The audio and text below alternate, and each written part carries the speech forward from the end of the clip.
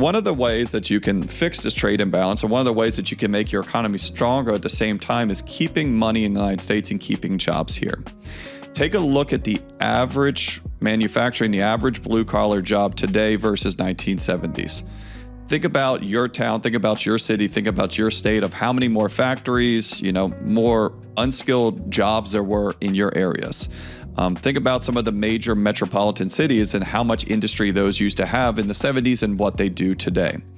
In 1970s, over 50% of the economy was controlled by the middle class. Middle class was the strongest population, and they controlled the majority of the money. A little bit easier to kind of get down to the bootstraps and work your way out of an issue if you still had those domestic jobs for these people to go to. Flash forward to today. We've lost most of those domestic production jobs because of a number of issues. It's going to be very, very, very hard to get those back into the United States, especially with current pricing and current labor cost on this. And also, if you look at today, the wealth distribution could not be different.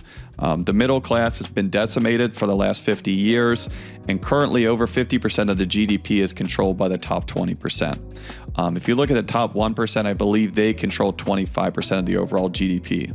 So we went from a pretty good-looking bell curve in the 1970s, where the majority of Americans, the majority of the middle class controlled the majority of the money, to an economy that is equally as messed up, but I think that the foundations are even shakier because we have a much, much larger disparity of wealth with the ultra wealthy, and the middle class, as most of you guys have kind of felt, has been kind of the one that's been hit by most of these changes for the last 5 decades. Is this a time to change? Is this deliberate? Is a recession certain? Maybe, but a correction definitely is.